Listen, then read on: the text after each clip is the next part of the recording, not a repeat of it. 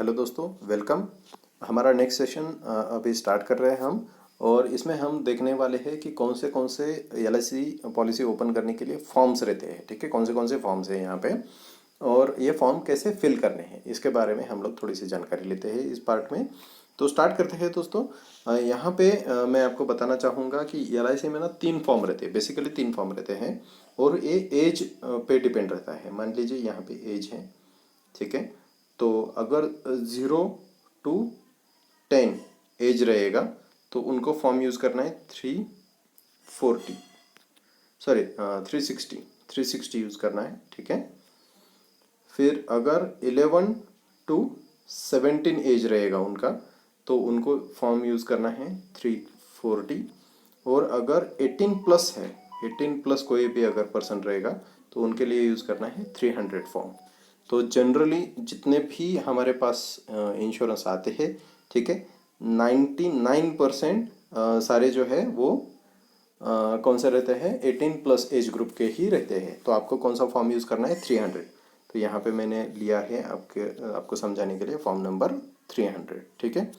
तो स्टार्ट करते हैं दोस्तों।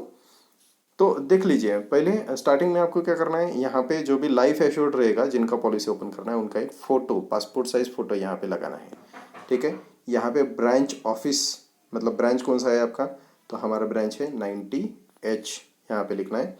डिवीज़न कौन सा है, तो यहाँ पे देखिए, यहाँ पे लिखा हुआ है मुंबई डिवीज़न 4। तो बस यही आपको क्वालिटी यहाँ पे कॉपी पेस्ट करना है, मुंबई डिवीज़न ऑफिस MDO 4, ठीक है। ये आपको लिखना है यहाँ पे। इसके बाद इंस्ट्रक्शंस वगैरह दिए हैं, फॉर्म कैसा फिल करना है वगैरह। तो ये होने के बाद यहाँ पे आएगा to be filled by agent, ठीक है। तो यहाँ पे हमें इंफॉर्मेशन सबमिट करनी है।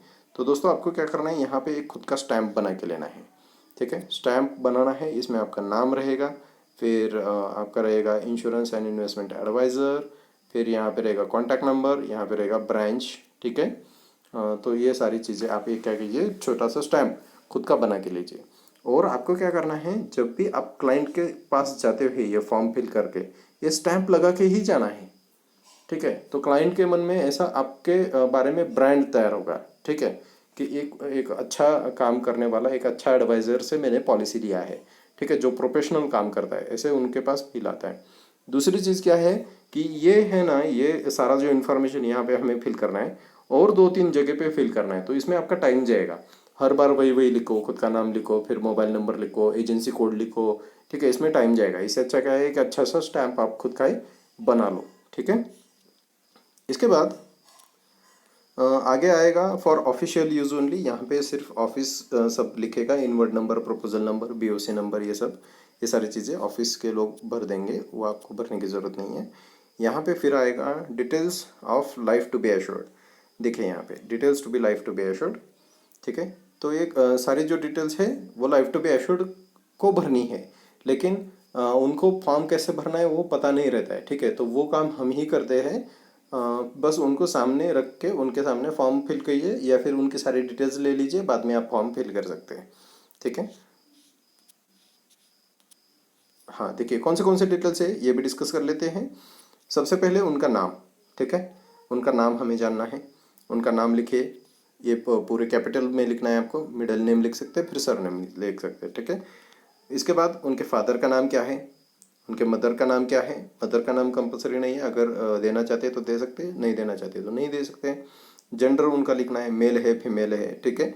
मैरिटल स्टेटस, सिंगल हो सकता है या फिर मैरिड हो सकता है या फिर विडो हो सकता है, ठीक है, कुछ भी रहेगा, जो भी मैरिटल स्टेटस रहेगा वो लिखिए। स्पाउस का नेम ये भी कंपलसरी नहीं है, अगर उनको देना है तो दे सकते हैं, नहीं देना है तो नहीं दे सकते हैं, ठीक है। डेट ऑफ बर्थ ये जो है वो कंप्लीट देना है, सिर्फ ईयर नहीं देना है, ठीक है। यहाँ पे डेट आएगा, मान लीजिए कि कुछ डेट ऑफ बर्थ रहेगा यहाँ पे 10, ओके, 10, यहाँ पे 1005, ठीक है, 2001, ठीक है। ऐसा पूरा डेट आपको यहाँ पे लिखना है। फिर एज, इनका एज कितना होता है, मान लीजिए 25 है तो यहाँ पे 25 लिख दीजिए, ठीक है। ये हो गया उनका पर्सनल डिटेल्स। इसके बाद देखिए नेक्स्ट है प्लेस ऑफ बर्थ या फिर सिटी ऑफ बर्थ, जो कुछ भी रहेगा यहाँ पे लिख दीजिए। मुंबई रहेगा, मुंबई लिखना है, ठीक है। पुणे या फिर नागपुर, जहाँ के भी वो उनका प्लेस ऑफ बर्थ रहेगा, आप लिख सकते हैं।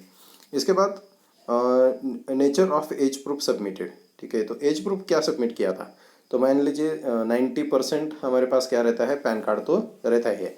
पैन कार्ड है, आधार कार्ड है, या फिर स्कूल लिविंग सर्टिफिकेट रहेगा। अगर ये दोनों चीज़ें नहीं रहेंगी तो स्कूल लिविंग सर्टिफिकेट रहेगा, या फिर हमारे पास क्या रह सकता है, बर्थ सर्टिफिकेट डायरेक्टली रह सकता है, ठीक है। तो जो जो भी चीज़ है यहाँ पे लिख सकते हैं। लेकिन एक आपको दोस्तों एक चीज़ याद रखनी है कि जो भी आप एज प्रूफ ले रहे हो, ठीक है, उस पर पूरा डेट ऑफ बर्थ होना चाहिए, ठीक है। डेट होना चाहिए यहाँ पे, फिर मंथ होना चाहिए, और फिर ईयर होना चाहिए। ये पूरा चाहिए। सिर्फ ईयर का जो है डॉक्यूमेंट यहाँ पे काम नहीं करेगा, ठीक है। इसके बाद है नेशनैलिटी कौन सा है उनका, इंडियन, फिर सिटीजनशिप इंडियन, ठीक है। फिर आपका आता है करस्पॉन्डेंस एंड परमानेंट एड्रेस। तो अगर मान लीजिए कि उनका खुद का घर है मुंबई में, ठीक है, तो करस्पॉन्डेंस एड्रेस और ये परमानेंट एड्रेस सेम ही आएगा। अगर मान लीजिए यहाँ पे रेंट पे रहते हैं तो करस्पॉन्डेंस एड्रेस लिख दीजिए, रेंट एग्रीमेंट के ऊपर का जो भी रहेगा। लेकिन जो आप यहाँ पे फिल कर रहे हो ना, उसका कुछ ना कुछ प्रूफ होना चाहिए, ठीक है। मान लीजिए यहाँ पे रेंट पे है तो उनका रेंट एग्रीमेंट होना चाहिए, ठीक है। और यहाँ पे परमानेंट एड्रेस का मान लीजिए आधार कार्ड है तो उसके ऊपर परमानेंट एड्रेस आ जाएगा उनका, ठीक है। अगर मान लीजिए कि यहाँ पे वो रहते हैं, उनका करस्पॉन्डेंस एड्रेस और परमानेंट एड्रेस ये दोनों सेम ही है, तो आपको क्या करना है, करस्पॉन्डेंस एड्रेस में सब एड्रेस लिख दिया, और यहाँ पे परमानेंट एड्रेस में बस लिख दीजिए सेम, ठीक है। सेम यहाँ पे लिख देना है, तो जो भी एड्रेस करस्पॉन्डेंस एड्रेस में रहेगा वही आ जाएगा परमानेंट एड्रेस में, ठीक है दोस्तों। ये फर्स्ट पेज हो गया। फिर नेक्स्ट पे है इनका रेसिडेंशियल स्टेटस क्या है। मान लीजिए कि ये क्या हो सकते हैं, रेसिडेंट इंडियन हो सकते हैं, इंडिया में ही रहते, इंडिया के ही थे बस, ठीक है, रेसिडेंट इंडियन है। दूसरा हो सकता है एनआरआई, ठीक है, कि इंडिया के हैं लेकिन अब भी फॉरेन कंट्री में रहते हैं, यूएस में रहते हैं, जर्मनी में रहते हैं, ठीक है, वहाँ पे काम कर रहे हैं या फिर एजुकेशन ले रहे हैं, फिर लेकिन उनका जो नेशनैलिटी है वो इंडियन है, ठीक है। फिर दूसरा आता है एफएनआईओ मतलब foreign national Indian origin, India के ओरिजिन के हैं लेकिन अभी उन्होंने क्या किया है, उसका खुद का सिटीजनशिप इंडिया से चेंज करके उन्होंने दूसरे कहीं पे ले लिया है। मतलब ऐसे मान लीजिए कि कोई बंदा रहेगा कि इंडिया में पहले रहते थे, ठीक है, यहाँ की सिटीजनशिप थी, यहाँ से कैंसिल किया उन्होंने, कनाडा चले गए, तो वो क्या हो गए, एफएनआईओ हो गए अभी, लेकिन उनका सिटीजनशिप कौन सा है, कनाडा का है, ठीक है। वैसे ही आएगा ओवरसीज सिटीजनशिप ऑफ इंडिया, ठीक है। ऐसे अलग अलग पार्ट्स रहेंगे, resident Indian, non resident Indian, foreign national, Indian origin, और ओवरसीज सिटीजनशिप ऑफ इंडिया। तो आपको क्लाइंट के साथ डिस्कस करके ये आपको फिल करना है। 99% क्या होता है, वो सिंपल रेसिडेंट इंडियन ही रहते हैं, ठीक है। हमारे पास जो भी लोग रहेंगे रेसिडेंट इंडियन रहेंगे तो यहाँ पे टिक कर देना है। 1% रहेंगे नॉन रेजिडेंट इंडियन, तो यहाँ पे टिक कर सकते हैं आप। जनरली ये फॉरेन नेशनल का और इंडियन ओरिजिन का ओवरसीज सिटीजनशिप वाला आता नहीं है, लेकिन अगर आता है तो वैसे आप टिक कर सकते हैं, कुछ इशू नहीं। हाँ, अब वो रेसिडेंट इंडियन नहीं है, मान लीजिए ये रेसिडेंट इंडियन नहीं है, एनआरआई है या फिर एफएनआईओ है या फिर ओवरसीज सिटीजनशिप है, ओसीआई, ठीक है। तो यहाँ पे उनका जो वो फॉरेन कंट्री में जो एड्रेस है तो वो लिखना है आपको, ठीक है। वो कहाँ से मिलेगा, इधर आप उनको पूछ लीजिए, या फिर किसी भी डॉक्यूमेंट के ऊपर अगर वहाँ का एड्रेस रहेगा तो वो डॉक्यूमेंट उनसे मांग लीजिए, ठीक है, और वो एड्रेस आपको यहाँ पे लिखना है। फिर रहेगा केवाईसी का, ठीक है। तो आर यू टैक्स एसएससी, ठीक है, इनकम टैक्स वगैरह पे करते हैं, या फिर सिंपली यहाँ पे इनका क्वेश्चन है कि आपके पास पैन कार्ड है, तो अगर पैन कार्ड है तो यहाँ पे लिखिए यस, ठीक है, अगर नहीं है तो बोलो नो। अगर यस है तो पैन का नंबर यहाँ पे लिखना है आपको, अगर नहीं है तो सिंपली नॉट एप्लीकेबल लिखना है, ठीक है।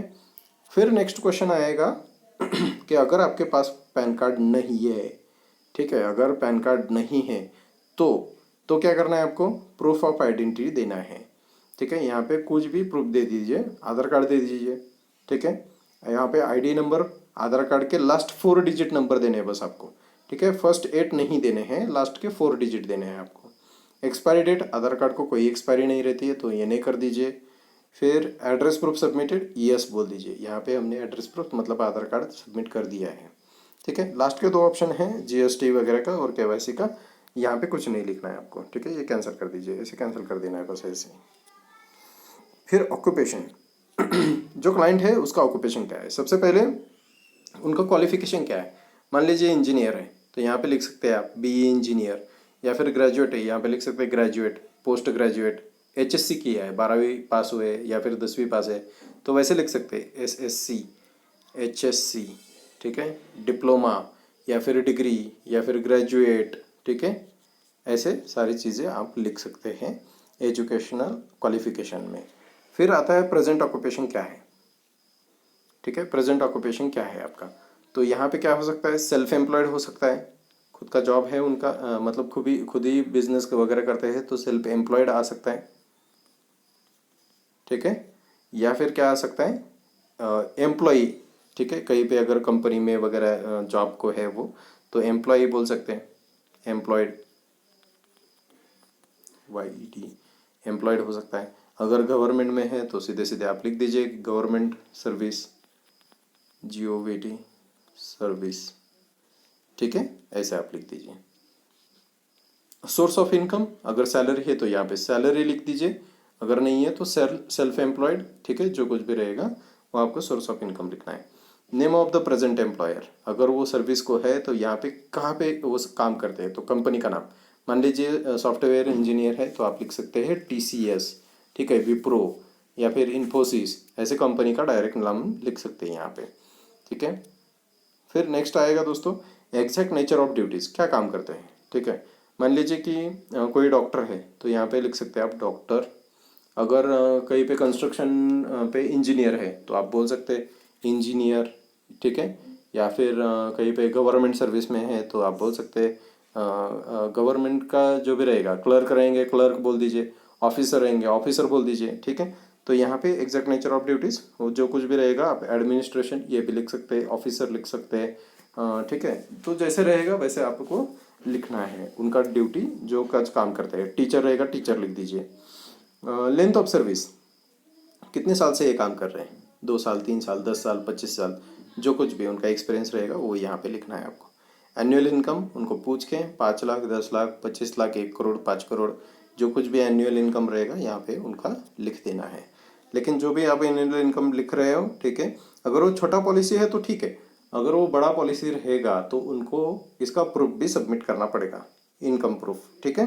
तो यहाँ पे ITR जो उन्होंने फाइल किया था यहाँ पे उनको जहाँ जहाँ से पैसे मिलते हैं अगर वहाँ के कुछ बैंक स्टेटमेंट वगैरह ऐसा कुछ रहेगा तो उनको क्या करना पड़ेगा, उसका प्रूफ देना पड़ेगा। डिपेंडिंग ऑन पॉलिसी, कितना बड़ा पॉलिसी है उसके ऊपर डिपेंड रहता है। तो छोटे अगर पॉलिसी रहते हैं 10 लाख तक वगैरह समय छोड़ के तो उनके लिए ये इनकम प्रूफ वगैरह की ज़रूरत नहीं है। फिर नेक्स्ट रहेगा to be answered only if in the armed forces, अगर आर्मी में है तभी ये नेक्स्ट 8 वाला जो क्वेश्चन है तभी आंसर करना है, ठीक है। विंग कौन सा है आपका, रैंक कौन सा है, मेडिकल एग्जामिनेशन हुआ था क्या, मेडिकल कैटेगरी क्या है, ठीक है। ऐसे सारे क्वेश्चन जो है ना ये सब सिर्फ आर्म फोर्सेस के वालों के लिए होते हैं। तो अगर आपके कोई कांटेक्ट में रहेगा आर्म फोर्सेस में तो उनका आर्म फोर्सेस वाला एक ID कार्ड भी आपको लेना है, ठीक है, उनका जो भी गवर्नमेंट ID कार्ड रहेगा वो लेना है और उनसे ये सारे क्वेश्चन के आंसर लेने हैं आपको, ठीक है दोस्तों। फिर नेक्स्ट आएगा अदर क्वेश्चन है। कुछ अदर क्वेश्चंस में आते हैं, देखिए आपका जो ऑक्यूपेशन है, जो भी आप काम कर रहे हैं या फिर आपके जो हैबिट्स है अलग अलग है, हॉबीज़, मान लीजिए कि पैराग्लाइडिंग करते हैं या फिर ट्रेकिंग को जाते हैं वगैरह ऐसा कुछ। तो अगर आप ऐसा कुछ कर रहे हो तो whether it is hazardous to you, आप ऐसे कुछ एक्टिविटी करते हो क्या कि जिससे आपके लाइफ को खतरा है, ऐसा क्वेश्चन है यहाँ पे। फिर दूसरा क्वेश्चन है कि आपके ऊपर कोई कोर्ट केस वगैरह चालू है क्या, कुछ इन्वेस्टिगेशन चालू है या फिर चार्जशीट आपके ऊपर दाखिल हुआ है या फिर प्रोसिक्यूट हुआ है आपके ऊपर, मतलब कोई भी कोर्ट केस चल रहा है या फिर हुआ था और आपको सज़ा वगैरह लगी थी, तो यहाँ पे वो उसका भी आपको जो है डिटेल लिखना है आपको, मतलब क्लाइंट को लिखना है, ठीक है। यहाँ पे रहेगा थर्ड क्वेश्चन है पॉलिटिकली एक्सपोज पर्सन है क्या, मतलब आइदर आपके फैमिली का कोई पर्सन है जो पॉलिटिकल पार्टी से रिलेटेड है, ठीक है, या फिर आप खुद पॉलिटिकल पार्टी से रिलेटेड हो क्या, ऐसे 3 क्वेश्चन है। तो यहाँ पे 99% जो आंसर आता है सिंपली आता है नो, कुछ हजार्डस काम नहीं है, कुछ हजार्डस हॉबी नहीं है, नॉट इन्वेस्टिगेटेड, नॉट चार्ज्ड, कुछ कोर्ट केस का प्रॉब्लम नहीं है, और फिर तीसरा आएगा कोई भी पॉलिटिकल पर्सन वगैरह से रिलेशन नहीं है। तो यहाँ पे आएगा नो नो नो। ठीक है, फिर नेक्स्ट है पॉलिसी नंबर। अगर देखिए यहाँ पे एग्जिस्टिंग इंश्योरेंस, तो ये पॉलिसी ओपन करने से पहले आपने कुछ पॉलिसी ओपन किया था क्या? अगर किया है तो उसका नंबर दीजिए। तो बस आपको क्या करना है, क्लाइंट से ये नंबर लेके आना है। ठीक है, तो ये जैसे ही नंबर आ जाएगा, यहाँ के नीचे के क्वेश्चन का जवाब आपको लिखने की ज़रूरत नहीं है, ये नंबर से सारे आंसर्स हमें मिल जाते हैं। ठीक है, तो ये ऑफिस में हम सारे बाकी के सारे क्वेश्चंस फिल कर सकते हैं। ठीक है, बस आपको उनको क्या पूछना है, पॉलिसी नंबर बताइए, यहाँ पे पॉलिसी नंबर लिख लीजिए। ठीक है, बस ये फॉर्म आके सबमिट कर दीजिए ऑफिस में, ये सब सारे डिटेल हमें ऑफिस से मिल जाएंगे। ठीक है, वैसे ये सब चीज़ें हैं, ये भी ऑफिस से सारे मिल जाएंगे। ठीक है, फिर यहाँ पे देखिए ये पॉलिसी जो थे पहले, उनके बारे में कुछ क्वेश्चंस हैं। तो ये है कि आपने इससे पहले कोई पॉलिसी विड्रॉ की थी क्या, या फिर डिफर्ड कर दी है, डिक्लाइन कर दी है, मतलब पॉलिसी आपके एक्सेप्ट हो गई थी लेकिन आपने की नहीं पॉलिसी वगैरह, ऐसा कुछ है क्या? तो यहाँ पे नो लिखना है। ठीक है, नो। फिर दूसरा है accepted with extra premium, extra premium दे के आपने कुछ कोई पॉलिसी ओपन की थी क्या? यहाँ पे लिखना है नो। ठीक है, फिर accepted with terms other than proposed. ठीक है, तो कुछ एक्स्ट्रा कुछ कंडीशन लगा के पॉलिसी दी थी क्या आपको? बोलना है नो। ठीक है, have you during the past 1 year return any policy to the corporation, मतलब लास्ट 1 साल में कोई पॉलिसी ओपन की थी आपने और फिर आपने रिटर्न कर दी, ऐसा कुछ हुआ था क्या? तो यहाँ पे लिखना है नो। ठीक है, और इसके सामने जो रहेगा आपको क्या करना है, सिंपली ऐसे एक लाइन खींच देनी है। ठीक है, तो सिंपली सारे क्वेश्चन के आंसर लिखने हैं नो नो नो, और यहाँ पे लाइन खींच देना है। तो आप पहले चेक कर लीजिए कि ये सारी चीज़ें हुए है क्या उनके साथ। अगर यस रहेगा तो यस लिख सकते हैं, अगर नहीं है तो नो लिख सकते हैं। नेक्स्ट यहाँ पे टेबल है नॉमिनी का। तो यहाँ पे नॉमिनी के डिटेल्स लिखने हैं। मान लीजिए एक नॉमिनी है, ठीक है, अगर कोई हस्बैंड है तो उनके वाइफ को नॉमिनी करना है, तो बस आप यहाँ पे लिखिए सीरियल नंबर 1। ठीक है, उनका नाम लिख दीजिए उनके वाइफ का। शेयर कितना देना है, 100%, तो यहाँ पे 100 लिख सकते हैं।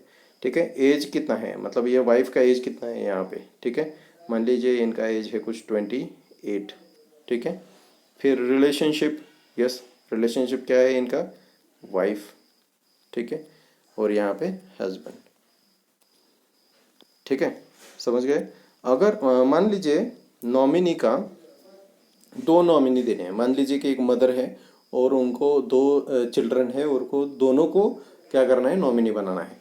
तो यहाँ पे 1 2, ठीक है, यहाँ पे फर्स्ट नाम आएगा, यहाँ पे दूसरा नाम आएगा, यहाँ पे शेयर कितना आएगा अभी 50%, वैसे यहाँ पे आएगा कितना 50%। ठीक है, एज, ये फर्स्ट बच्चे का जितना एज है, ये सेकंड बच्चे का कितना एज है वो भी यहाँ पे लिखना है। यहाँ पे मान लीजिए ये सन है, ये है डॉटर। ठीक है, तो ऐसे लिख सकते हैं। फिर यहाँ पे कुछ नहीं आएगा, और यहाँ पे रिलेशनशिप कितना कौन थे ये जो पॉलिसी निकाल रहे थे, मदर, तो यहाँ पे मदर लिखना है। ठीक है, या फिर फादर हो सकता है, फादर भी लिख सकते हैं। ठीक है, तो ये सारी चीज़ें हैं। इसके बाद बैंक डिटेल्स आएंगे, जो भी पॉलिसी ओपन कर रहे हैं उनके बैंक डिटेल्स, सेविंग अकाउंट का इसके साथ आप क्या कर दीजिए, कैंसिल चेक ले लीजिए इनका, कैंसिल चेक। ठीक है, तो इस पे सारे डिटेल्स आ जाते हैं, सेविंग अकाउंट, अकाउंट का नंबर, IFSC कोड लिखना है आपको, MICR नहीं लिखते तो भी चलेगा। फिर एड्रेस कौन सा है, यहाँ पे लिखा रहता है बैंक कौन सा है और उसका एड्रेस कौन सा है, तो बस ये एड्रेस लिख दीजिए यहाँ पे। ठीक है, और attach photo copy of cancelled cheque with the form, यहाँ पे लिखा है। ठीक है, तो अगर बड़ी पॉलिसी रहेगी वगैरह और आपने ये कैंसिल चेक लिया है, ठीक है, या फिर सिंपल चेक लिया था, तो उसका एक जेरोक्स निकाल के क्या कर सकते हैं, यहाँ पे अटैच कर सकते हैं, तो सारे बैंक डिटेल्स भी एक साथ पॉलिसी में उनके अटैच हो जाएंगे। फिर यहाँ पे क्या करना है आपको, ये जो आपके क्लाइंट है उनका साइन ले लेना है। ठीक है, सिग्नेचर और thumb of life to be assured. ठीक है, जो भी पर्सन रहेगा लाइफ टू बी एश्योर्ड, उनका यहाँ पे आपको क्या करना है, सिग्नेचर लेना है। यहाँ पे मोबाइल नंबर है और यहाँ पे ईमेल आईडी। ठीक है, दोनों लिखना है। अगर गवर्नमेंट के हैं तो उनको ईमेल आईडी देना कंपलसरी है।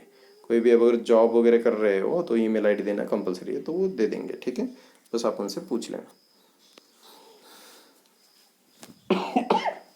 सॉरी। नेक्स्ट है सेक्शन 2, प्रपोज्ड प्लान। कौन सा प्लान आपने प्रपोज किया है? तो ऑब्जेक्टिव क्या है, सेविंग करना है, रिस्क कवर है, और या फिर सेविंग प्लस रिस्क कवर है, ठीक है। तो मान लीजिए कि उनको सेविंग प्लस रिस्क कवर चाहिए, ठीक है। सो मोस्टली आपका आता है सेविंग प्लस रिस्क कवर। कौन से किसके लाइफ पे निकालना चाहते हैं आप, इंडिविजुअल है, एम्प्लॉयर एम्प्लॉय है, ठीक है। एचएफ मतलब हिंदू यूनाइटेड फैमिली, ठीक है, ऐसे है। या फिर मैरिड वुमन प्रॉपर्टी एक्ट, ठीक है, यहाँ पे married woman property act MWP, ठीक है। तो मोस्टली इंडिविजुअल लाइफ पे होता है। इसके बाद राइडर्स दिए हैं, आपको कोई राइडर चाहिएगा। तो यहाँ पे देखिए फर्स्ट है term rider, critical illness rider, premium waiver benefit rider, accidental benefit rider और एक्सीडेंटल डेथ और डिसेबिलिटी बेनिफिट राइडर। तो मोस्टली हम लोग क्या देते थे, ADDB दे देते हैं, ठीक है। और लक्ष्य में हम लोग क्या दे देंगे, टर्म राइडर भी देते हैं। ये क्रिटिकल इलनेस वगैरह ये जनरली हम लोग नहीं देते हैं, अगर किसी ने मांगा तो हम लोग इसको दे सकते हैं, कुछ इशू नहीं है। फिर प्लान कौन सा है, तो प्लान के जो नंबर रहते हैं ना वो लिखने हैं आपको। मान लीजिए जीवन लाभ है, ठीक है, तो यहाँ पे लिखना है आपको 936। कितना साल का पॉलिसी, 25 साल की पॉलिसी। प्रीमियम पेमेंट कितना था, 16 साल, ठीक है। तो ये सारी चीज़ें आपको कहाँ पे लिखनी है, यहाँ पे, ठीक है, यहाँ पे लिखनी है आपको। फिर सम प्रपोज कितना है, ठीक है, सम प्रपोज यहाँ पे लिखना है आपको। मोड कैसा है, प्रीमियम पेमेंट का मोड क्या है, ईयरली करना है, हाफ ईयरली करना है, ठीक है। यहाँ पे ईयरली, हाफ ईयरली, क्वार्टरली, या फिर आपको सैलरी सेविंग करना है या फिर मंथली करना है, ठीक है। तो सैलरी सेविंग जनरली मत लीजिए, ठीक है। जनरली अगर उनको मंथली करना है तो नैच करना है आपको, ठीक है, मंथली नैच। अगर ईयरली पेमेंट करना है तो ईयरली लीजिए, ठीक है। तो ये आपको यहाँ पर आना चाहिए, यहाँ पे जो भी आंसर रहेगा आपका यहाँ पे लिखिए। टर्म राइडर लिया है क्या आपने, मान लीजिए यहाँ पे नहीं। क्रिटिकल इलनेस नहीं, ठीक है। एक्सीडेंटल बेनिफिट राइडर लिया था क्या, यस। तो यहाँ पे आप लिख सकते हैं ADDB, ठीक है। का भी पॉलिसी रहेगा, मान लीजिए 10 लाख, तो यहाँ पे लिखिए 10 लाख, ठीक है। फिर policy is to be dated back, ठीक है। आपको मतलब मान लीजिए अभी जो डेट रहेगा, ठीक है, एक 1 जून है मान लीजिए, तो लेकिन आपको पॉलिसी ओपन करना है 2 महीने पहले का, ठीक है। तो मान लीजिए कि आपको अप्रैल का पॉलिसी निकालना है, 1 अप्रैल का, तो आप यहाँ से 1 अप्रैल से पॉलिसी निकाल सकते हैं, ठीक है। 1 अप्रैल जो भी यहाँ पे ईयर रहेगा। आपको ये याद रखना है कि ज़्यादा से ज़्यादा आप 1 अप्रैल तक ही डेट बैक कर सकते हो, उसके पहले नहीं जा सकते, मार्च में नहीं जा सकते, क्योंकि 31 मार्च हमारा एंड रहता है, ईयर एंड रहता है, उसके पहले हम लोग पॉलिसी डेट बैक नहीं कर सकते, ठीक है। लेकिन अगर आप मान लीजिए कि मार्च में हो किसी ईयर के, लेकिन आपको उसी ईयर के अप्रैल की पॉलिसी निकालनी है, ठीक है, मतलब लास्ट ईयर की अप्रैल की पॉलिसी। मान लीजिए कि यहाँ पे 2021 चालू है, ठीक है, यहाँ पे 2021 चालू है। मान लीजिए ऐसे कि मार्च चालू है 2022 का, ठीक है। तो आप डेट बैक कर सकते हैं अप्रैल 2021 तक का, ठीक है, यहाँ तक का डेट बैक कर सकते हैं। लेकिन इससे पहले का डेट बैक नहीं कर सकते, क्योंकि मार्च में हमारा सारा बिजनेस एंड हो जाता है उसी ईयर का, ठीक है। तो यहाँ पे अगर आपको डेट बैक करना है, अभी डेट बैक कैसे करते हैं, मान लीजिए कि उनके जो लड़का या फिर लड़की या फिर मैरिज एनिवर्सरी है या फिर कोई जो भी उनका लाइफ पार्टनर रहेगा उनकी डेट ऑफ बर्थ है, ठीक है। तो अगर वो नज़दीक में है पिछले 1-2 महीने में, तो यहाँ पे हम लोग उनको बोल सकते हैं कि आप उनके डेट ऑफ बर्थ पे ले लीजिए ये पॉलिसी। तो क्या होगा, आपको याद रहेगा कि प्रीमियम कब पे करना है। तो ऐसे डेट बैक करते हैं हम, ठीक है। इसके बाद आएगा, अगर यहाँ पे है आपका पुलिस वाला, ठीक है। देखिए यहाँ पे आप पुलिस ड्यूटी में एंगेज हो क्या, ठीक है। अगर पुलिस में हो और अगर आपको एक्सीडेंटल डेथ के बेनिफिट चाहिए, ठीक है, तो ये आपको लिखना है यहाँ पे यस, पुलिस में है, ठीक है। आपको ये पुलिस में है तो यहाँ पे लिखिए यस। और आपको ADDB या फिर AB राइडर या फिर डेथ बेनिफिट राइडर चाहिए क्या, तो यहाँ पे लिखना है यस। ये सिर्फ क्वेश्चन जो है ये वो सिर्फ पुलिस ड्यूटी वालों के लिए है। इसके बाद आएगा सैलरी सेविंग वाला। तो सैलरी सेविंग है क्या आपका, तो है तो बोलना है यस या फिर सिंपली लिखना है नो। यहाँ पे भी अगर पुलिस ड्यूटी अगर नहीं रहेगा तो सिंपली बोल दीजिए नो, ठीक है, बस खत्म। फिर नेक्स्ट रहेगा, अगर आपको प्रीमियम वेवर बेनिफिट चाहिए तो यहाँ पे आपको लिखना है यस, अगर नहीं चाहिए तो बोलना है नो, ठीक है। तो जनरली हम नो ही लिखते हैं प्रीमियम वेवर बेनिफिट। अगर छोटे बच्चे रहेंगे उनके केस में हम लोग यस लिखते हैं, ठीक है। लेकिन वो फॉर्म 300 में नहीं आएगा, 360 में आ जाएगा, ठीक है। फिर नेक्स्ट है answer only if promoting under LIC आधार स्तंभ और फिर आधारशिला, ठीक है। अगर आधारशिला और आधार स्तंभ लेते हैं तो एक कंडीशन है कि ये प्लान ज़्यादा से ज़्यादा 3 लाख रुपए तक का हम लोग दे सकते हैं, ठीक है, और कम से कम 75,000 रुपये का दे सकते हैं। तो उनको वो पूछ रहे हैं कि इससे पहले आपने कुछ आधार स्तंभ वगैरह की पॉलिसी ली थी क्या? तो अगर ली थी तो यहाँ पे यस लिखना है, अगर नहीं ली थी तो न लिखना है, ठीक है। तो सबसे पहले कि ये जो प्लान आप लोग अभी बेच रहे हो या फिर वो पार्टी जो अभी खरीद रही है ये प्लान, या आधार स्तंभ या फिर आधारशिला है क्या, ठीक है। अगर नहीं है तो सिंपली लिखो नो और ख़त्म करो और आगे बढ़ जाओ, ठीक है। अगर आप आधार स्तंभ और आधारशिला उनको बेच रहे हो, ठीक है, तो यहाँ पे आपको क्या करना है कि सम एश्योर्ड कितना था टोटल एग्जिस्टिंग, तो इससे पहले अगर आपके आधारशिला या फिर आधार स्तंभ का है तो उसमें सम एश्योर्ड कितना है, ठीक है। और अभी ये जो प्लान आप प्रपोज कर रहे हो उसका भी सम एश्योर्ड कितना है ये भी यहाँ पे लिख दीजिए, ठीक है। और उसके बाद आपको क्या करना है, आधार नंबर के लास्ट 4 डिजिट यहाँ पे लिखने हैं, ठीक है। लास्ट 4 डिजिट कोई भी रहेगा, ठीक है, मान लीजिए ऐसे है, ठीक है। फिर उसके बाद जो है, जो पार्टी है वो स्मोकर है या फिर नॉन स्मोकर है, ठीक है। मतलब सिगरेट वगैरह या फिर बीड़ी वगैरह वो स्मोक करते हैं या फिर नहीं करते हैं। नॉन स्मोकर रहेगा तो बस इसमें टिक करना है आपको नॉन स्मोकर, ठीक है। इसके बाद आएगा 2 ऑप्शन रहते हैं, लेवल सम एश्योर्ड और इंक्रीजिंग सम एश्योर्ड। ये कहाँ पे आते हैं, अगर आप टर्म इंश्योरेंस दे रहे हो तो, ठीक है। टर्म इंश्योरेंस मतलब क्या है कि देखिए इसमें 2 ऑप्शन आते हैं, लेवल सम एश्योर्ड और इंक्रीजिंग सम एश्योर्ड।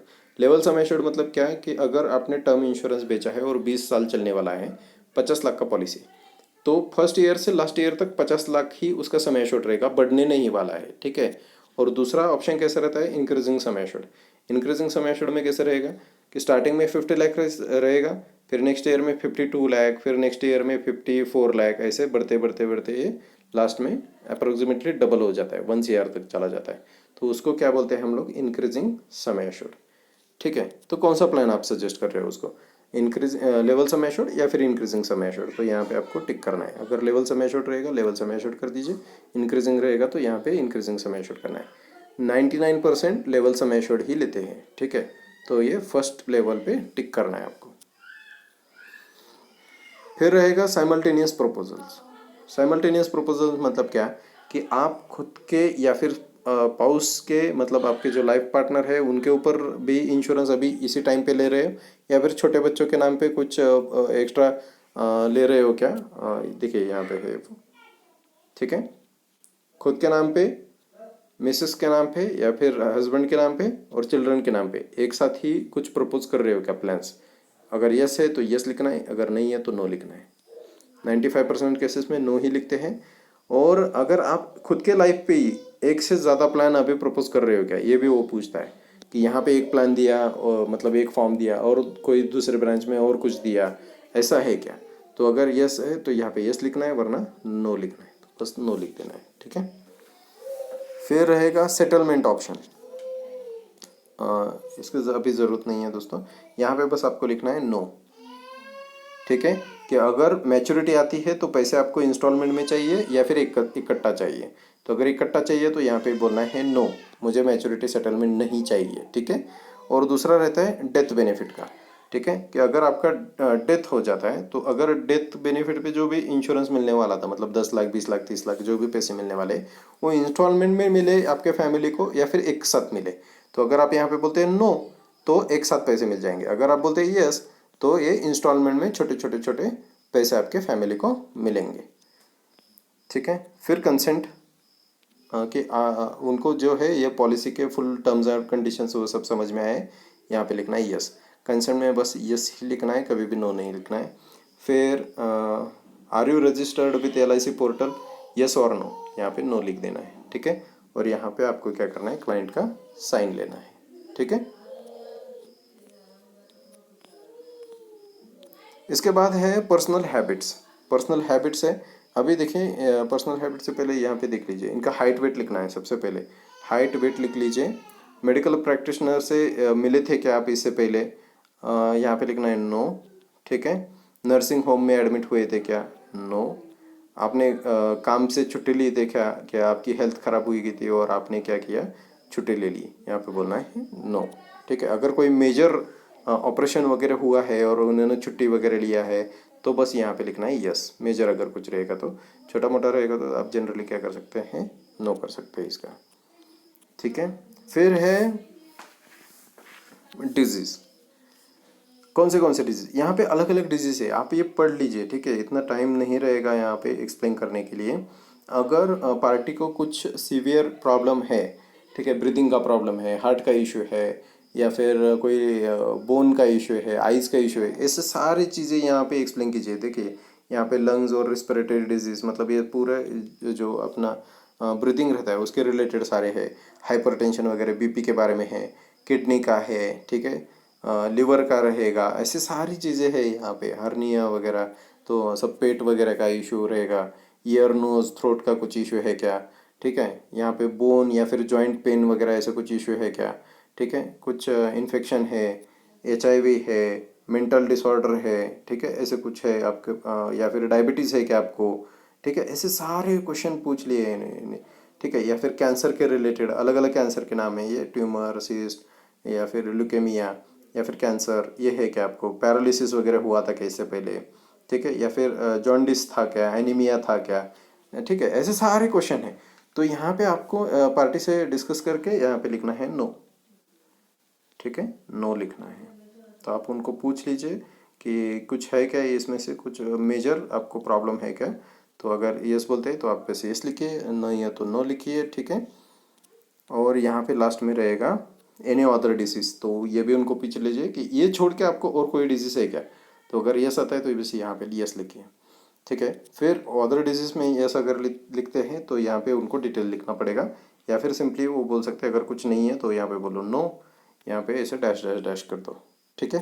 फिर पर्सनल हैबिट्स में आएगा, अल्कोहल लेते हैं क्या आप, नारकोटिक्स ड्रग्स वगैरह लेते हैं क्या, ठीक है, एनी अदर ड्रग, ठीक है, या फिर स्मोक वगैरह करते हैं इसके बारे में, तो यहाँ पे लिखना है आपको नो।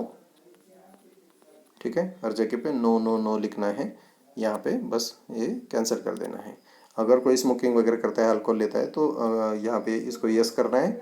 और कब स्टॉप किया था, अगर किया है तो उसका यहाँ पे आपको क्या लिखना है, जो भी डेट रहेगा ये लिख देना है यहाँ पे। What has been your usual state of health, यहाँ पे लिखना है गुड। ठीक है। जनरली आपका कैसा हेल्थ रहता है, गुड रहता है। ठीक है। इसके बाद फैमिली डिटेल्स, फैमिली में किसी को HIV वगैरह हुआ था क्या, या फिर कोई मतलब जो भी आपके फैमिली में रहेगा वो किडनी का डिजीज़, या फिर कैंसर, डायबिटीज़, ब्लड प्रेशर, ऐसे कुछ इशू है क्या, या फिर एड्स वगैरह हुआ था क्या, तो यहाँ पे लिखना है नो। ठीक है। फिर नेक्स्ट रहेगा, ये इंपॉर्टेंट है दोस्तों। ठीक है। यहाँ पे है फैमिली हिस्ट्री। फैमिली हिस्ट्री में क्या है, देखिए father, mother, brother, sister, spouse, मतलब लाइफ पार्टनर जो भी रहेंगे, हस्बैंड वाइफ, और चिल्ड्रन। ठीक है। यहाँ पे लिखना है, अगर लिविंग है तो यहाँ पे एज वगैरह डालना है। ठीक है। और अगर डेड है, इसमें से कोई भी एक डेड हो गया है, ठीक है, तो कौन सी एज में उनका डेथ हुआ था, ठीक है, यहाँ पे लिखना है कौन सी एज में इनका डेथ हुआ था।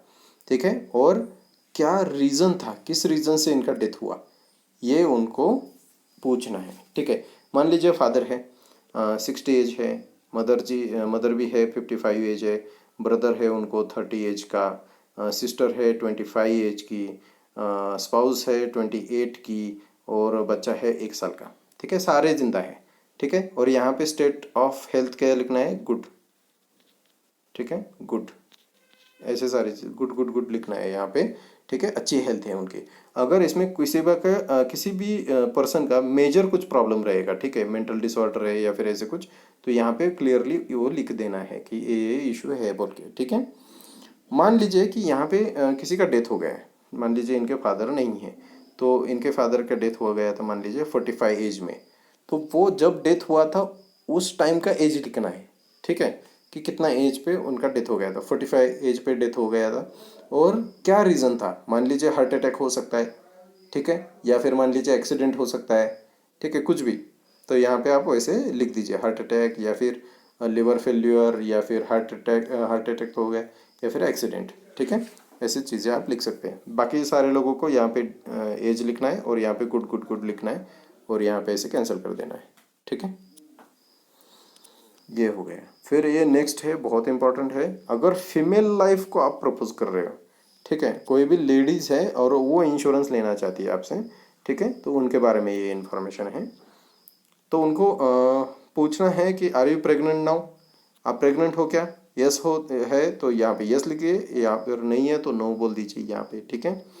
लास्ट डेट ऑफ डिलीवरी, तो ये आपको पूछना है उनको कि लास्ट डेट ऑफ डिलीवरी क्या था। या फिर आप ऐसे पूछ सकते हैं कि आपके जो लास्ट वाला बच्चा है, ठीक है, या फिर आपका जो छोटा बच्चा है, उसका डेट ऑफ बर्थ क्या है, ठीक है, ठीक है, तो वो आपको बता देंगे उसका डेट ऑफ बर्थ क्या है। मतलब ये क्या हो जाएगा, उनका लास्ट डेट ऑफ डिलीवरी हो जाएगा।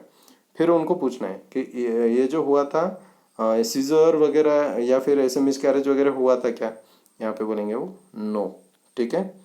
फिर आ जाएगा आपने गायनेकोलॉजिस्ट वगैरह के साथ कुछ कंसल्ट वगैरह किया था, वो कुछ मेजर इशू हुआ था, यहाँ पे आ जाएगा नो। ज़्यादा पर्सनल नहीं होना है, कुछ भी चीज़ें फीमेल को पूछते हैं तो आप, ठीक है, तो ये सारे जनरली चीज़ें नो नो लिख दीजिए। अगर कुछ मेजर रहेगा तभी यहाँ पे कुछ लिखना है, ठीक है। फिर हस्बैंड की डिटेल, हस्बैंड फुल नेम, ठीक है, पूरा नाम उनका, ऑक्यूपेशन क्या है, सर्विस करते हैं, सेल्फ एम्प्लॉयड है वगैरह, वो लिखना है। उनका एनुअल इनकम हस्बैंड का, ठीक है, ये लिखना है। फिर नेक्स्ट रहेगा हस्बैंड की कुछ पॉलिसी है क्या, तो बस यहाँ पे पॉलिसी नंबर लिख के लाइए, ठीक है। हस्बैंड का अगर कुछ पॉलिसी वगैरह रहेगा तो पॉलिसी नंबर लिखिए। अगर LIC का नहीं है वो पॉलिसी, तो बाकी डिटेल्स उनसे लेना पड़ेगा, कौन सी कंपनी का है, सम एश्योर्ड कितना है, प्लान एंड टर्म कितना है, ठीक है, ऐसी सारी चीज़ें वो लिख के लाइए, ठीक है। ये थोड़ा इंपॉर्टेंट है, ये आपको थोड़ा सा ये वर्कआउट करना पड़ेगा, आपको ये पूछना पड़ेगा कि हस्बैंड का कोई पॉलिसी वगैरह है क्या। फिर यहाँ पे उनका साइन ले लीजिए, अगर वो फीमेल रहते हैं तो उनके साइन ले लीजिए, जेंट्स है तो उनका साइन ले लीजिए, ठीक है। फिर ये सिंपल है, डिक्लेरेशन वगैरह है। तो जो भी लाइफ टू बी एश्योर्ड रहेगा, जिनका पॉलिसी हमें ओपन करना है, यहाँ पे उनका नाम लिखिए, ठीक है, यहाँ पे उनका साइन ले लीजिए, यहाँ पे इनका साइन लेना है। फिर आपका विटनेस, मतलब आपका खुद का साइन कीजिए यहाँ पे, ठीक है। यहाँ पे जो स्टैंप रहेगा आपने बनाया हुआ, यहाँ पे स्टैंप लगा दीजिए। यहाँ पे डेटेड लिखना है मुंबई, मुंबई, ठीक है, मुंबई में आपने ये साइन किया। डेट लिखिए, जो कुछ डेट रहेगा उस पे, मतलब 15 मई मान लीजिए 2021, ठीक है, यहाँ पे डेट डाल दिया हमने। यहाँ पे पार्टी का साइन ले लिया, क्लाइंट का साइन ले लिया, यहाँ पे आपका साइन है एज ए विटनेस, और आपका स्टैम्प है, ठीक है। बाकी ये चीज़ें आपको भरने की ज़रूरत नहीं है, ये आपको ज़रूरत नहीं है। फिर ये नीचे वाला, ठीक है, कि आपने उनको एक्सप्लेन किया, उनको पढ़ना नहीं आता था, फिर आपका साइन, उनका साइन, ये सारी चीज़ों की ज़रूरत नहीं है, ठीक है। ये कुछ सेक्शन 45 वगैरह ऐसे लिखा है LIC ने, यहाँ पे साइन ऐसे, ये पुराने फॉर्मेट में, पुराने फॉर्म में यहाँ पे साइन लगता था लाइफ टू बी एश्योर्ड का, मतलब जो पॉलिसी खोल रहे हैं उनका। लेकिन अभी के नए फॉर्म में ये नहीं लगती है। लेकिन जहाँ पे भी लाइफ टू बी एश्योर्ड का साइन रहेगा, सिग्नेचर और thumb impression of life to be assured, उनका साइन ले लीजिए आप, ठीक है, यहाँ पे भी ले लीजिए, ठीक है। और यहाँ पे आपका आएगा सिग्नेचर ऑफ एजेंट, बस फिर से आपको एक साइन कर देना है, और यहाँ पे आप क्या कर दीजिए, खुद का स्टैंप लगा दीजिए, ठीक है। और ये आएगा सेटलमेंट ऑप्शन। ये कौन सा सेटलमेंट ऑप्शन है, मैच्योरिटी का।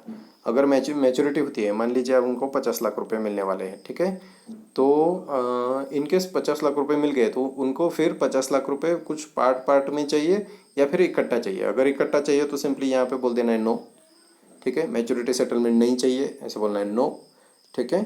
और अगर चाहिए तो ये सब फॉर्म आपको फिल करना पड़ेगा। कौन सा फॉर्म है, देखिए यहाँ पे लिखना पड़ेगा यस। फिर कितने साल पैसे चाहिए आपको, 5 साल, 10 साल, 15 साल, ठीक है। तो मान लीजिए उनको चाहिए 10 साल, 50 लाख रुपए 10 साल में डिवाइड करके 5-5 लाख रुपए उनको ईयरली चाहिए, ऐसे लिख सकते हैं। फिर कैसे चाहिए, ईयरली मोड में आप ईयरली, क्वार्टरली, मंथली, ठीक है। तो 5 लाख रुपए अगर उनको चाहिए मंथली बोल सकते हैं, मंथली देना है, लेकिन यहाँ पे कंडीशन है कि मंथली कम से कम आपको पैसे कितने आने चाहिए, 5,000 रुपये।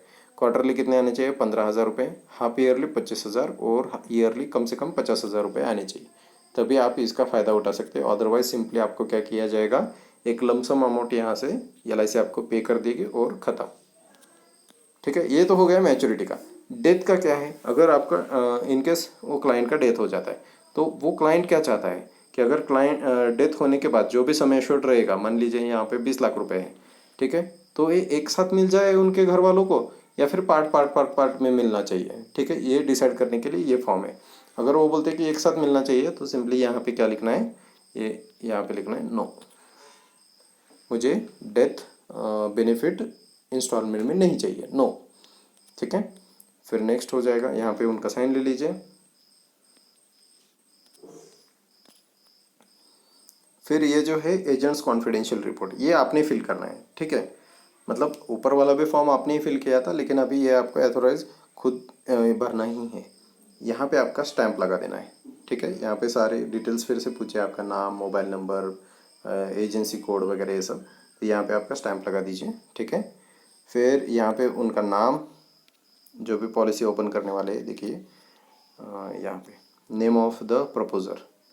ठीक है, यहाँ पे उनका नाम, age of the proposer, age कितना था उनका ये लिख दीजिए। प्लान और टर्म कौन सा बेच रहे हैं आप, मान लीजिए 936 25 16। ठीक है, जीवन लाभ 25 साल और 16 साल पैसे पेमेंट करना है वो। ठीक है, यहाँ पे पे कर दिया आपने। फिर यहाँ पे समय एश्योर्ड है, तो समय एश्योर्ड कितना है, मान लीजिए यहाँ पे 10 लाख है। ठीक है, तो यहाँ पे समय एश्योर्ड लिख दीजिए। फिर यहाँ पे क्वेश्चन है, आपने पूरे सारे टर्म्स और कंडीशन उनको समझाए क्या, तो यहाँ पे बोलना है यस। ठीक है, ऑब्जेक्टिव ऑफ द इंश्योरेंस, मतलब जो ऑब्जेक्टिव है प्रपोजर का वो यहाँ से फुलफिल होता है क्या, तो आपको बोलना है यस। ठीक है, फिर have you provided the benefit illustration, मतलब आपने उनको समझाया क्या, उनको कैसे कैसे बेनिफिट वगैरह मिलने वाला है, उसका स्टेटमेंट दिखाया है क्या, तो यहाँ पे बोलना है यस। ये तीनों जो क्वेश्चन है उनके आंसर देने हैं यस। ठीक है, फिर information about the proposer and life to be assured. ठीक है, जो भी इंफॉर्मेशन है प्रपोजर का वो आपको लिखना है। आप उनको कितने साल से जानते हो, अगर रिसेंटली है तो यहाँ पे लिख सकते हैं रिसेंटली, अगर 2 साल 3 साल से जानते हो तो यहाँ पे लिख सकते हैं। फैमिली मेम्बर है तो आप जितने साल से पहचानते हो उनको, 20 साल 25 साल लिखिए, फैमिली मेम्बर है और 25 साल से जानते हैं।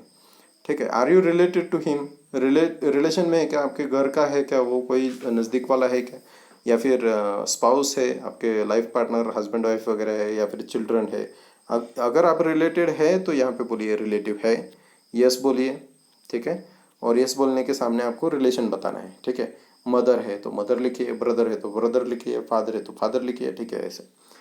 व्हाट इज एजुकेशनल क्वालिफिकेशन, तो उनका एजुकेशन क्वालिफिकेशन क्या है, अगर ग्रेजुएट है तो लिख दीजिए ग्रेजुएट, पोस्ट ग्रेजुएट तो पोस्ट ग्रेजुएट। ठीक है, वो FNIO है क्या, या फिर OCI है, मतलब ओवरसीज सिटीजन ऑफ इंडिया वगैरह ऐसे कुछ है, तो यहाँ पे बोलना है नो। ठीक है, ऐसे कुछ नहीं है। पॉलिटिकल एक्सपोज पर्सन है क्या, PEP है क्या, नो बोलना है। ठीक है, फिर are you satisfied with the proposer, he is not connected with any terrorist activity, यहाँ पे बोलना है यस, कोई टेररिस्ट एक्टिविटी नहीं है। यहाँ पे whether KYC norms are fulfilled, yes, PAN card Aadhaar card submit किया है, यस बोलना है उनको। फिर नेक्स्ट रहेगा finance assessment by the agent.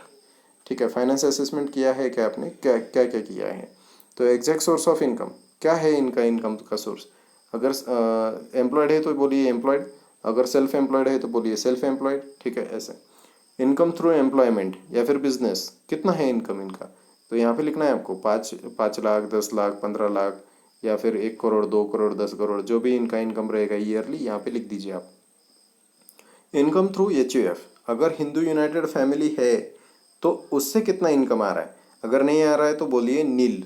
ठीक है, आपको क्या बोलना है, नील बोलना है। अगर यहाँ में कोई भी नहीं है ऑप्शन यहाँ पे मान लीजिए, तो यहाँ पे बोलिए नील।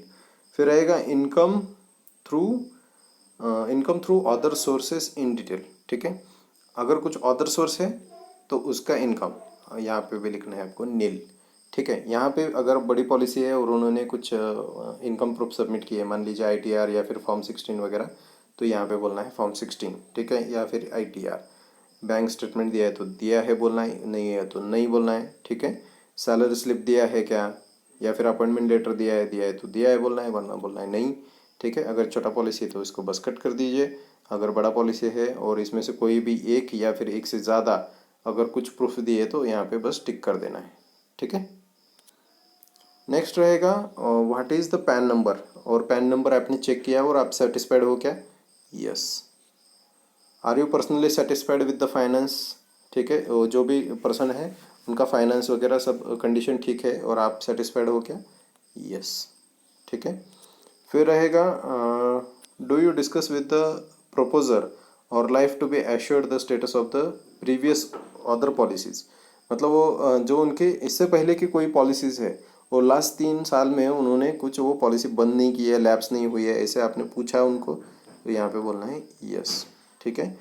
Are you aware of any proposal of the proposer और life to be assured having been deferred, declined और ड्रॉप्ड, ठीक है, और accepted at the other terms than proposed, तो यहाँ पे बोलना है, देखिए आपको कुछ ऐसा पता है क्या कि सॉरी यस यहाँ पे लिखा, ठीक है। तो ऐसे कुछ पॉलिसी है क्या कि मतलब यहाँ पे रिवाइवल किया है पॉलिसी का या फिर ऐसे कुछ हुआ है, तो ऐसा कुछ नहीं है, ठीक है। तो यहाँ पे बस लिखना है सेटिस्फाइड, सेटिस्फाइड, ठीक है, यहाँ पे बोल दीजिए सेटिस्फाइड, ठीक है। तो इससे पहले कोई भी पॉलिसी वगैरह बंद नहीं हुई है, तो कॉरपोरेशन चाहता है कि उनका जो पहले पॉलिसी जो बेचा था वो बंद नहीं होना चाहिए, ठीक है, और उसके साथ नया पॉलिसी अगर ओपन करते हैं तो ठीक है। तो यहाँ पे अगर उन्होंने पॉलिसी वगैरह बंद किया तो उनको पूछ लीजिए, ठीक है, या फिर जनरली लिखना है आपको नो, मतलब कोई भी वहाँ पे पॉलिसी वगैरह बंद नहीं हुई है एंड सेटिस्फाइड बोल देना है, ठीक है। Information about the health, what is the general state of the health, यहाँ पे लिखना है गुड, ठीक है, गुड, ठीक है। फिर does he she have any physical deformity, no, no deformity. Do you have any knowledge of his her having suffered from the illness, no, नहीं पता है। हाइट कितना है उनका, वेट कितना है उनका, ये पता होना चाहिए। Are you aware of any thing in the occupation और फाइनेंस और सोशल पोजिशन, ठीक है, कि वो यहाँ पे या फिर उनका कुछ हैबिट्स वगैरह जो हजार्डस रहेगा, ठीक है, या फिर रिस्क ऐड करे उनके लाइफ में, यहाँ पे बोलना है नो, ठीक है। एनी अदर इन्फॉर्मेशन, नो, ठीक है। फिर आप जा सकते हैं आगे और यहाँ पे फिर आपका साइन आएगा, ठीक है। यहाँ पे आपका साइन कीजिए, यहाँ पे आपका स्टैंप लगाइए, ठीक है, यहाँ पे आपका फॉर्म ये कंप्लीट हो जाएगा, ठीक है दोस्तों। तो यह है फॉर्म नंबर 300, तो ऐसे आपको कंप्लीट करना है, पूरा मैंने समझा दिया है यहाँ पे आपको सारी डिटेल्स, ठीक है। और इसके बाद और एक फॉर्म आएगा, मैं बता देता हूँ आपको, और एक फॉर्म आता है,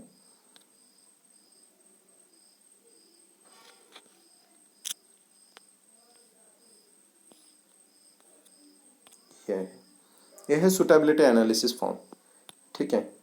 तो इसके साथ ये जो फॉर्म आता है सुटेबिलिटी एनालिसिस का, यहाँ पे आपको कुछ भी नहीं लिखना है, बस इसको कट कर दीजिए, ठीक है, इसको बस कट करते जाइए, कट करते जाइए, और आपको कहाँ पे साइन लेना है ये मैं बता देता हूँ आपको। कुछ फिल नहीं करना है, अगर आपको चाहिए तो आप ये पढ़ लीजिए, लेकिन आपको इसकी ज़रूरत नहीं रहेगी। ये पढ़ लीजिए आप कि यहाँ पे हम लोग साइन करके लेते हैं क्लाइंट से, ठीक है, कि मुझे ना ऊपर वाले सारे क्वेश्चन के आंसर नहीं देने हैं, ठीक है, और मैं चाहता हूँ कि जो भी जीवन बीमा है योजना का निर्धारण करने के लिए मैं स्वयं जिम्मेदार रहूँगा। इसके ऊपर का जो भी पॉलिसी रहेगा, एजेंट का कोई रिलेशन नहीं है, जो भी जिम्मेदार रहेगी मेरी रहेगी, बस यहाँ पे ये क्लाइंट का साइन ले लीजिए यहाँ पे, ठीक है। यहाँ पे प्लेस डाल दीजिए मुंबई, डेट डाल दीजिए जो भी डेट रहेगा उस टाइम का, ठीक है, ख़त्म। तो ये फॉर्म हो जाएगा आपका कंप्लीट, फॉर्म नंबर 300, और फॉर्म ये जो है सुटेबिलिटी फॉर्म। तो अभी फॉर्म नंबर 300 में आपने देखा कि कितने सारे डिटेल वो पूछता है, ठीक है, ये बताइए वो बताइए, फिजिकल हेल्थ के बारे में इंफॉर्मेशन दीजिए, इसके बारे में। तो ये सब अवॉइड करने के लिए हमने ये फॉर्म बनाया, सिंपल। देखें यहाँ पे मेरा नाम है, ठीक है, रंजित किकान, विकास अधिकारी, आयुर्वेद महामंडल, भारतीय आयुर्वेद महामंडल, शाखा नंबर 90H, ठीक है। ये मराठी में है, आप इसको आपके लैंग्वेज में, इंग्लिश में या फिर हिंदी में कन्वर्ट कर सकते हैं, ठीक है, आप इसको देख लीजिए, ये फॉर्म भी मैं आपको अवेलेबल करके दे दूंगा। ठीक है, अगर मराठी में फिल कर सकते हो मराठी में फिल करो, अगर आपके नाम पे बनाना चाहते हैं आपके नाम पे बनाओ। ठीक है, तो यहाँ पे डिस्कस करते हैं एक एक। बस इनका नाम लिख के लेना है, इनके फादर का नाम लिख के लेना है, इनका एड्रेस, एड्रेस तो आधार कार्ड पे रहेगा, उनका जन्म तारीख, डेट ऑफ बर्थ, कहाँ पे जन्म हुआ था उनका, प्लेस ऑफ बर्थ, और यहाँ पे उनका एजुकेशन क्या हुआ है, शिक्षण क्या हुआ है उनका, ये लिख के लेना है, ग्रेजुएट, पोस्ट ग्रेजुएट वगैरह। मोबाइल नंबर लिख के लीजिए, ईमेल आईडी लिख के लीजिए। ठीक है, इसके बाद अभी क्या करते हैं, ये काम क्या करते हैं, नौकरी कर रहे, कितने साल से कर रहे हैं। ठीक है, कालावधि, कार्यालय का नाम, मतलब कौन से ऑफिस में ये नौकरी कर रहे हैं, या फिर सेल्फ एम्प्लॉयड है तो उनके ऑफिस का नाम, या फिर ऐसे। ठीक है, जो भी वो काम कर रहे हैं तो यहाँ पे ये लिखिए, वो नौकरी कर रहे हैं या फिर कुछ सेल्फ एम्प्लॉयड है या फिर बिजनेस कर रहे हैं, ये लिखना है, कितने साल से कर रहे हैं, और उनके ऑफिस का यहाँ पे नाम लिखना है। उनका ईयरली इनकम कितना है, अंदाजे वार्षिक उत्पन्न। ठीक है, मतलब अप्रोक्सीमेट ईयरली इनकम कितना है उनका, ये लिखना है यहाँ पे। पीए कोड ये अभी इसमें मत जाइए आप, ये सैलरी सेविंग स्कीम के लिए रहता है तो इसकी ज़रूरत नहीं है। ठीक है, फिर नेक्स्ट रहेगा दोस्तों नॉमिनेशन, तो नॉमिनी का नाम यहाँ पे लिखना है। ठीक है, अगर हस्बैंड है वाइफ के नाम को नॉमिनी करना चाहते हैं, बच्चे के नाम को नॉमिनी करना चाहते हैं, तो यहाँ पे नाम लिख के लीजिए, इनका रिलेशन लिख के लीजिए, कितना एज है ये लिख के लेना है आपको। फिर जो भी ये प्लान प्रपोज कर रहे हैं उनका हाइट वेट है, ये नॉमिनी का हाइट वेट नहीं है यहाँ पे। ठीक है, तो अगर जो भी प्लान खरीदना चाहते हैं उनका यहाँ पे आएगा हाइट, यहाँ पे आएगा वेट, यहाँ पे आएगा उनका बर्थ मार्क। ठीक है, जन्म खून, तो बर्थ मार्क यहाँ पे लिख के ले लीजिए। ये बाकी सारे डिटेल्स आपको नहीं फिल करने, बीमा रकम, टेबल नंबर, ये सब आपको लिखने की ज़रूरत नहीं है। ठीक है, टेबल नंबर मतलब क्या, आपको कौन सा प्लान बेच रहे हो, मान लीजिए यहाँ पे आपने जीवन लाभ बेचा था, 936 आ जाएगा। ठीक है, 2516। ठीक है, आप प्रीमियम कैसे पे करना चाहते हो, ईयरली करना चाहते हो, half yearly, quarterly, salary saving, या फिर मंथली, कितना करना चाहते हो, तो वो आप लिख सकते हैं यहाँ पे, क्वार्टरली करना चाहते हैं, हाफ ईयरली करना चाहते हैं वैसे। ठीक है, फिर आ जाएगा फैमिली डिटेल, देखिए यहाँ पे ये है फैमिली डिटेल।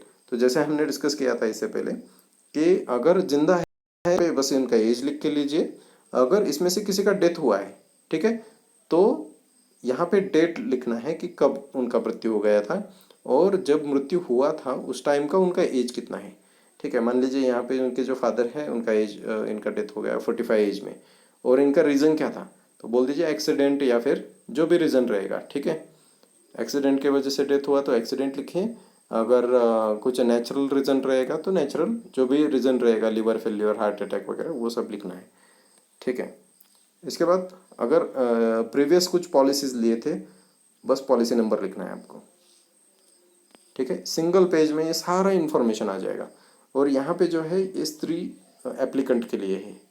ठीक है, अगर लेडीज़ अप्लाई करते हैं इंश्योरेंस पॉलिसी के लिए, तभी ये लास्ट वाला जो है टेबल वो कंप्लीट करना है। इनका नाम लिखिए, इनका मैरिज कब हुआ था उसका डेट लिखिए, हस्बैंड का पूरा नाम लिखिए यहाँ पे, और जो इनका लास्ट डिलीवरी हुआ था वो सीजर हुआ था या सिंपल हुआ था, नेचुरल हुआ था, वो थोड़ा सा आपको पूछना पड़ेगा, सीजर था या फिर सिंपल था। फिर उनके हस्बैंड का क्या काम करते हैं ये लिख के लेना है, लास्ट जो डिलीवरी हुआ था, ठीक है, उसका डेट चाहिए। ठीक है, जो सबसे छोटा बच्चा रहेगा उसका डेट ऑफ बर्थ यहाँ पे पूछना है आपको, और इनके जो हस्बैंड है उनका पॉलिसी का नंबर पूछना है आपको। ठीक है, इनके पॉलिसी का नंबर बताइए। ठीक है, फिर से मैं बताता हूँ आपको क्या क्या डिटेल पूछने हैं। अगर लेडीज़ रहेंगे एप्लीकेंट, इनके नाम पे पॉलिसी ओपन करना है, तो उनके हस्बैंड का पूरा नाम, हस्बैंड क्या काम करते हैं, और हस्बैंड की पॉलिसी। ठीक है, ये तीनों चीज़ें पूछ ली। फिर इनका चाहिए कि जो भी ये मैरिज का डेट रहेगा, मैरिज एनिवर्सरी का, वो लिख के लेना है। जो लास्ट डिलीवरी हुआ था वो सीजर हुआ था या फिर सिंपल हुआ था, नेचुरल हुआ था, वो पूछना है आपको।